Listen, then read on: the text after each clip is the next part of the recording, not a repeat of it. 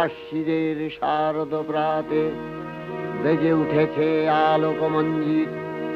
ধরণীর বহিরাকাশে অন্তরিত মেঘমালা, প্রকৃতির অন্তরাকাশে জাগরিত জ্যোতির্ময়ী জগন্মাতার আগমন বার্তা।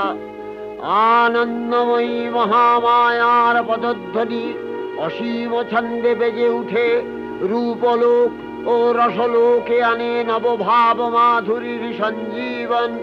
তাই আনন্দিতা শ্যামলী মাতৃকার চিন্ময়ীকে মৃন্ময়ীতে আবাহন।